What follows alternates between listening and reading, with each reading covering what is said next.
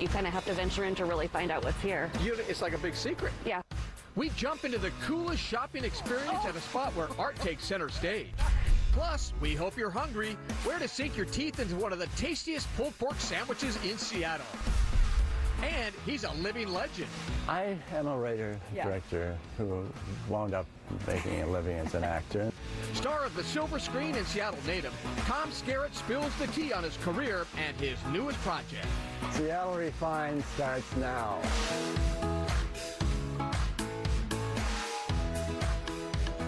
Everybody, welcome to Seattle Refined. I'm Gart Swanson. We are in downtown Seattle today, and that's Astro the dog behind me. He's pretty cool. You know, it's rare for our Refined team to get starstruck on this show, but there's one hometown actor that we couldn't wait to meet, and frankly, we were a little bit intimidated. That's because his movie resume is pretty impressive. He's appeared in blockbuster hits, from Top Gun to Steel Magnolias to A River Runs Through It. Here's Refined's Malia Karlinski. It's a beautiful day on Lake Washington. Amid the gently lapping waves, kayakers, and overcast sky, Great to see you. there's some serious star power. I apologize for being so close to you. Even getting set up for the interview, we got a taste of that trademark charm. A beautiful woman is apologizing for being so close to me. Now, what is that? Can you figure that out? Well, there are more important accomplishments. Seattle's own Tom Skerritt has been in some of the biggest movies and TV shows of the past 5 decades. But his amazing acting career started by accident. Well, I was an English major in college who saw Citizen King. And I was so moved by it, so I want to write and direct that. It was the 1960s, and Skerritt was a student. I am a writer-director who wound up making a living as an actor, and that's one of those other odd things. I thought I should know how to act, and then they hired me to be in a little $1.98 movie, which has Robert Redford and Sidney Pollack in it. Glad to have you with us. The movie was War Hunt. One thing led to another. I met this television director who lived in the neighborhood there in Westwood when I was going to UCLA. And so I mentored with him for several years. MASH, a motion picture that raises some... And one day he calls up and says, so I got a job directing a movie. I'd love you to be in it. And it's called MASH. So I'm mentoring... That smells well potatoes. I'm mentoring with Robert Altman. MASH comes out and goes to the ceiling with success. MASH lit up the silver screen in 1970 and won an Oscar for Best Screenplay. Then another hit the following year. Check out a young Tom Skerritt as a motorcycle cop in Harold and Maude. It's your truck. Hal Ashby, which I was involved with him when he was doing Harold and Maude, and being there and watching him cut. He's an Academy Award-winning editor, so you're learning from the best. He became an in-demand actor while still soaking up everything he could about making movies. Then Ridley Scott, I followed him everywhere I could when we were doing Alien. My options, sir. Simple. First, you've acquired enough points to show up tomorrow and graduate with your Top Gun class.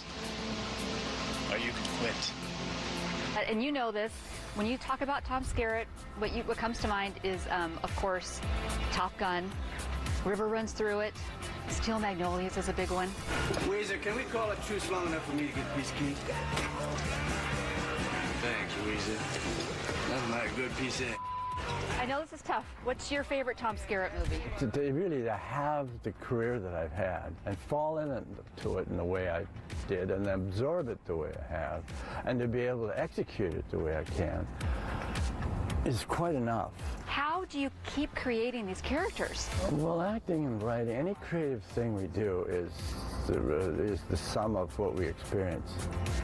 You know, you just absorb the way people walk, the way they talk to each other. That's the imagination at work. Now 85 years old, Skerritt's imagination is as incredible as ever. Slowing down is not something he's interested in. I don't know really what the point is in retiring, as long as you can do something, especially now because I really feel very much about a certain responsibility to the community to give what I've learned to that which I know, which is the film business. This is gin. Along with wife Julie, he started a new business called Hey You Media. This old school movie star is all about creating new content. They call it bite-sized, for every appetite. New media content, which is what Hey You Media is about, short subject matters, episodic matters, stories we can tell episodically and deliver to the new world. It's so cool. On iPhones and iPads and home video. Well, speaking of content, I think I saw you cooking. Cooks out there. Cooks out there. Okay, yeah. all I know is you were in there learning how to make this beautiful bread. Oh, it's just a big old Chevron station, but in the back, it's got this crown glorious Jake's Pickup Bakery. Besides the series and mini movies, the company will offer reimagined classics from the silent film era and Hey You features. Well, David Gooderson wrote Snow Falling on Cedars. I don't know if you ever read that. Yeah, he's local, right? Yeah. What we're trying to do is develop local product, local writers.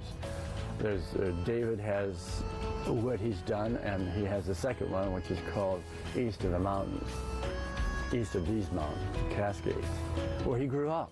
Okay. And we're going to co-produce that film, hopefully next spring, and I'll play the lead in it. Okay. The pat means get it over with, Tom. I know. Skerritt is still tackling new challenges with passion. I learned a lot very early on about taking the risk of possibilities and just, going for the audacity of imagination. I love those phrases, don't you? In the faith that looks through death. For the past 30 years, he's managed to be a force in Hollywood with a home base right here in Seattle. Why Seattle? Oh, look.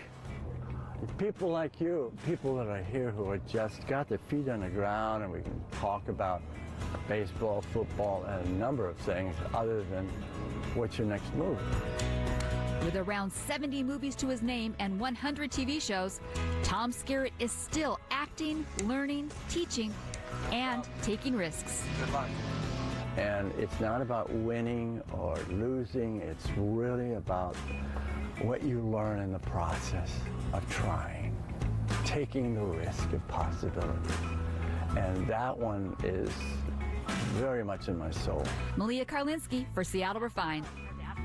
To watch our interview with Tom Skerritt again or to share it, head to our website. Seattle Refined is just getting started. Well, Heather, that's a great looking butt right there. That is a nice looking butt. Our kitchen bestie whips up one of the best pulled pork sandwiches I've ever tasted. Plus, in Italia, we do cin cin. Cin cin. From pasta to gelato, Refined finds a spot that's a serious taste of Italy. We'll be right back.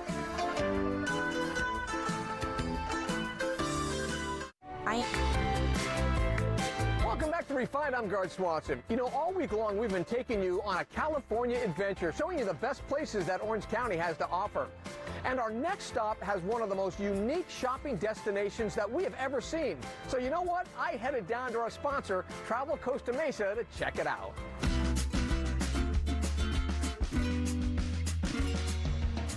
Costa Mesa is an Orange County gem, an oasis for creative minds.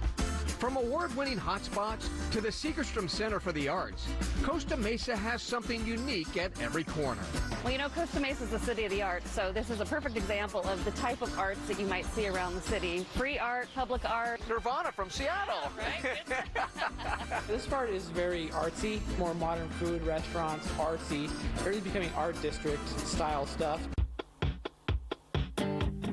And if you really want to take an avant-garde experience in Costa Mesa, you have to visit the Lab. Okay, this is the Lab. That stands for Little American Business, and it's also known as the Anti-Mall. The focus here is on local business owners, small business owners who, may not be in a large mall and have that overhead. You're in the city, and then you have this little pocket called the Lab that's right here, and it's just so unique. Yeah, and you see how unassuming it is from the front when you pull in off the street. You kind of have to venture in to really find out what's here. It's like a big secret. Yeah. The Lab attracts people from all walks of life, and that's why shops like the Prison Boutique love it. What makes the Lab so special? I've just always loved the Lab, and I've just always felt like it's such a great and unique shopping center, just like the big cactus, great restaurants, places to hang out, art. It's just a very special shopping center. Yeah, how would I look in that sequin number you got going back there? You look good. We'll definitely get you in that on camera next. Go, come on.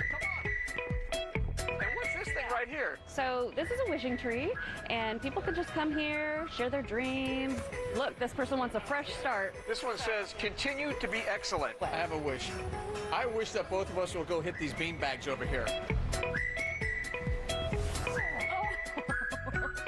It's not all fun and games. Of course, you can't leave Costa Mesa without talking about food and booze.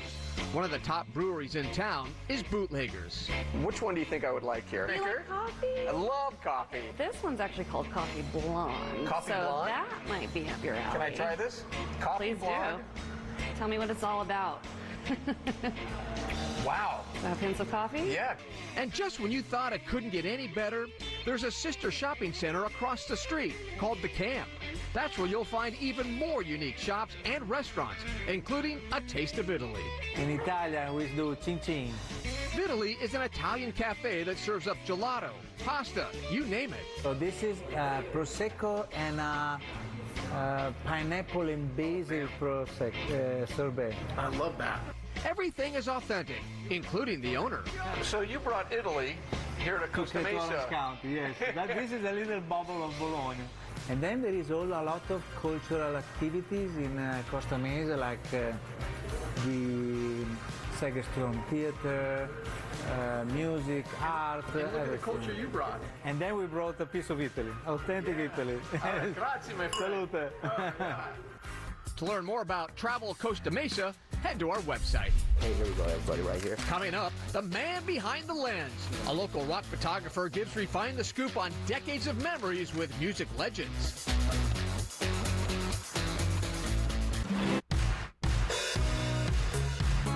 You know, my kids think I have a pretty awesome job, but when it comes to cool dads, there's one local man who gives most parents a run for the money. He makes a living taking pictures of some of the biggest celebs of all time, and his daughters can tag along too. No. It's clear daughters Darnell and Corey dote on their dad at his Aberdeen home. They know this interview is a big deal for him. You see, Daryl Westmoreland isn't used to being in front of the lens. For most of his life, he's been behind it. It was like having a famous dad. I don't think we really realized the magnitude of it until a little bit later. For nearly 50 years, Daryl has photographed some of the biggest names in the entertainment industry. Everything from Aerosmith to Van Halen. So this one here is of Elton, and this is the Yellow Brick Road. This is a picture of Huey Lewis, Soundgarden. This was at the Paramount. It's a career most people only dream of. One that started in high school, shooting for a local newspaper. It was the South Rock Festival. It was in 1971. There was Steve Miller. That was my introduction into actually the music scene. Within a year and a half, I was shooting for probably 50 record companies. When you look at the images that I had with these artists, because I was part of the entourage, literally. Tom Petty, when the first time I met him was like in June of 1978. Shot a bunch of the meet and greet stuff. And then we left, and as we were going down to get in the limo, which was on Fifth Ave, and he said, I think I'll walk. And I said, well, I think I'll walk with you. The perks of the job also included capturing concerts at major venues, like the Tacoma Dome. And his daughters got to tag along, too. They were just kind of part of my entourage. You were doing selfies before everybody else. Yeah, before selfies were even.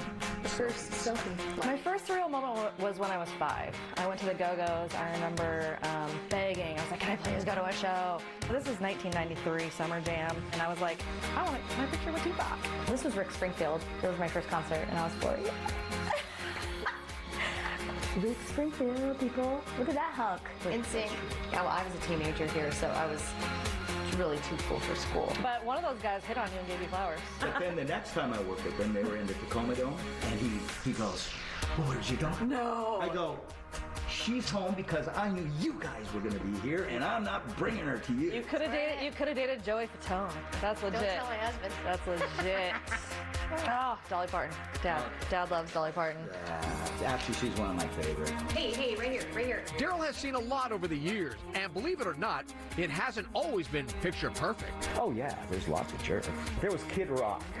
I think I've worked with him like 8 times, 9 times. He was not really quite the enjoyable person to work with. Okay, here we go, everybody, right here. Seriously, probably only photographed a third of what I witnessed. David Lee Roth, ooh, there's a character. That guy has so much ego that every time they even go on tour, they end up ending it within, 6 or 7 shows in, because he's gone over the edge again. Look at this, Dennis Quaid. Yeah. Bon Jovi selfie. Nice. Cyndi Lauper, yep. After all of these years, Daryl is now the one in focus. He's put all of his rock photos and memories into a book called Snap, Click, Flash. It's an intimate look back into his surreal world. I'm beyond proud of my dad. It's a sampling of my work, and it only touches a little bit of my work. I was going through some stuff the other day, and I come across stuff that I don't even know. Wow, yeah. They say a picture is worth 1,000 words, and if that's the case, this book is priceless, and no one appreciates the story it tells as much as Daryl himself.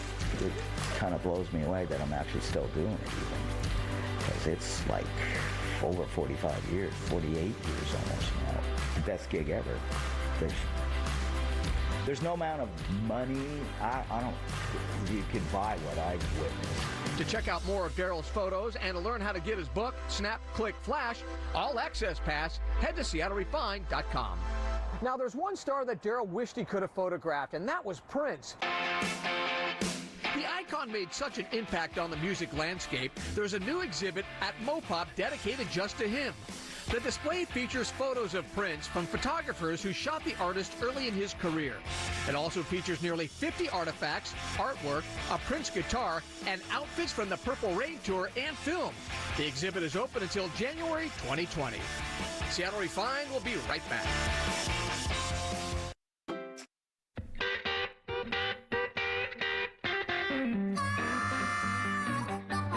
Refined, I'm Gard Swanson. You know, if you're a regular viewer of this show, you do know our kitchen bestie is Heather Earnhardt, the owner of Capitol Hill's Wandering Goose Cafe. Not only is Heather hilarious, but she makes some of the best comfort food that I have ever tasted. And when it comes to her pulled pork sandwich, well, there are no words. Well, Heather, that's a great looking butt right there. That is a nice looking butt. And what is that butt? So this is actually a shoulder. We're going to cook this for how many hours? It's about 6 hours. 6 hours, you can do it right in your oven. Yep, so you can do it before you leave for work in the morning, 6 to 8 hours, 250, 300, depending. We're going to cook this one about 300 for about 6 hours. Cool. So we have our spice mix. You just want to coat your meat. So we're going to need to add some liquid. I usually have a can of tomatoes hanging out at home. I'm going to add those. If you don't have those, you can add chicken stock. We're going to cover it with foil, putting it at 300 for about 6 hours. Okay, about 6 hours later. Oh man, that really cooked down, didn't it? You can see it's like pulling off. Perfect. Look at that. Yep, look at that. Look at the pink. See? Oh my God, isn't that beautiful? And we're gonna do this vinegar sauce. It's real simple. It's just a 1/4 cup of brown sugar, a little bit of apple juice. Yep. Half a cup of apple juice, half a cup of apple cider vinegar, and then some good old-fashioned ketchup. Big pinch of pepper, 2 big pinches of salt, and that's good to go. You're gonna have to put on some gloves first. So now we're gonna pull the meat off the bone from the pork. So you can see it cooked down to like not much, like you're supposed to. Woo! Okay. That's smoking hot. Mix it in. Oh yeah. Now it's cooler. Now. Oh yeah. Now we can get busy. Now let's taste it. See if it needs any salt or. I want this one right here. Oh my gosh. If you don't like that, like... We don't need coleslaw. We don't need bread. I could just eat that. You ready to make a sandwich? So you do your pork on first, and the right amount of sauce, the right amount of slaw.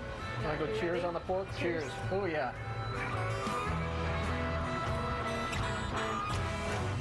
Oh, so good. It's got a little pop to it. It's a little kick from that spice. Oh, it's good. To learn more about Heather's recipes, you can pick up her cookbook, Big Food, Big Love, almost anywhere. All right, that's going to do it for today's show. I'm Gard Swanson. Thank you so much for joining us here on Seattle Refined. We'll see you next time.